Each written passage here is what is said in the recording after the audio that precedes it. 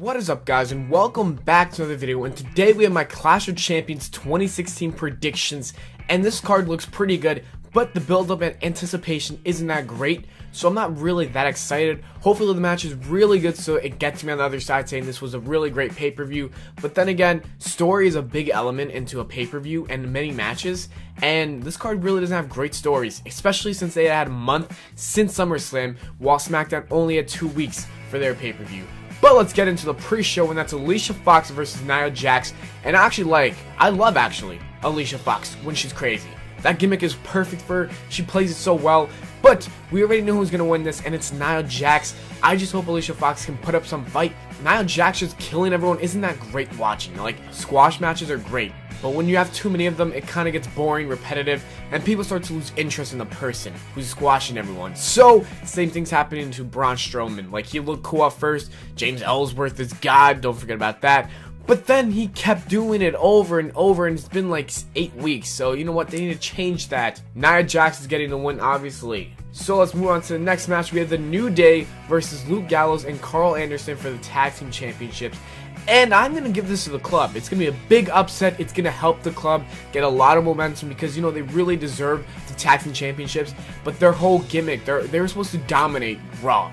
But they came here acting as if they're doctors, which is so stupid in my opinion. Why are you going to make some dominant force look like a joke? So hopefully beating the New Day in their 440 day, whatever their streak is, hopefully if they can beat that, it'll help give them momentum and then people can believe that they're actually a force to be reckoned with.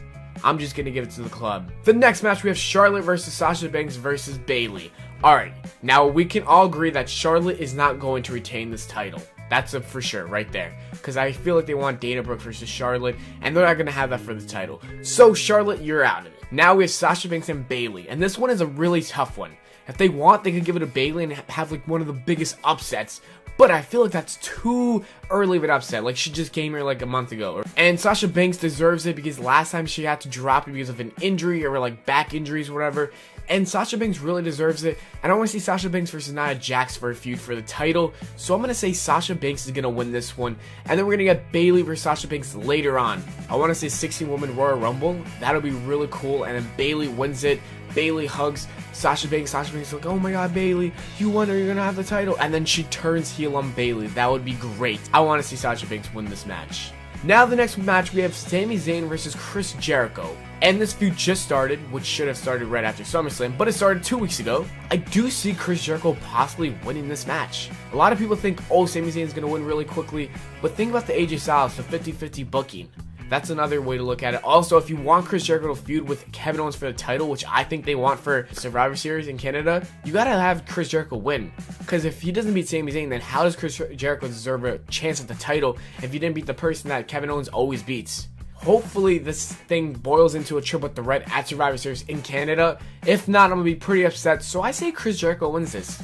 A really big shocker. Next match, we have Rusev versus Roman Reigns for the WWE United States Championship. And this match was supposed to happen at SummerSlam, didn't because there was some big brawl and I was pretty mad. I was like, what the hell is this? This is BS. I spent my money. I actually wanted to watch that at SummerSlam, but I couldn't. And I was wondering when we were going to get it at the Raw after. No, we're getting it now. And Rusev just returned, but Roman Reigns kind of went over Rusev on Raw.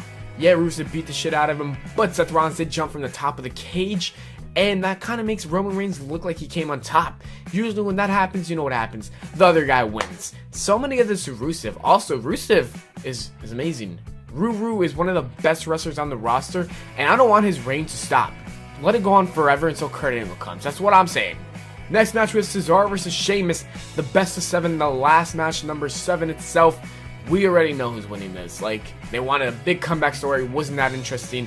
Like, it was so predictable. Cesaro's winning this. The second to last match is TJ Perkins versus Brian Kendrick. And I'm going to give this to TJ Perkins. He just got the title. There's no way he's dropping it, especially Brian Kendrick. Brian Kendrick's great and all, but he's just too old. I mean, he could win, actually. AJ Styles is 39. Brian Kendrick's 37. So, you know what? Anything's possible. But TJ Perkins is going to hold that title for a long time to come until Neville takes it from him. And this match, hopefully, is going to be one of the best on the cards.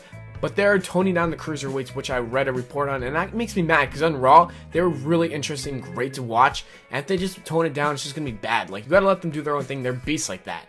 Just let them go at it. Let them do their flips. Let them do their attacks. Let them do their kicks. Everything. It works for them. You gotta let it happen. Kevin Owens versus Seth Rollins for the WWE Universal Championship.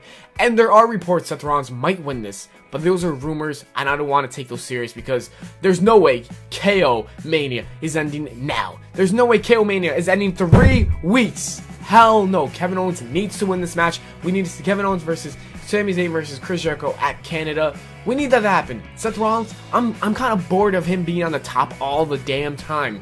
Like, it's not that interesting anymore. He's been on the top from 2014 to, like, now. So you gotta give him a break. Put him in, like, not the mid-card, but, like, a high-profile feud with maybe Chris Jericho, Sami Zayn, Cesaro. Like, think of these possible... Wait, actually, he's a... Damn. Seth Rollins is face now. But you know what I mean? Like, go look around for other feuds. KO needs to win it. As always, thanks for watching the video, guys. I hope you all enjoyed. If you did, leave a like and subscribe for more. Don't forget to follow me on Twitter at WWE Plana. If you want 10% off your next Slam Crate from Loot Crate, use the discount code WWE Plana. Also, check out my other channel, Official Life Hacks. Take care and spike your hair.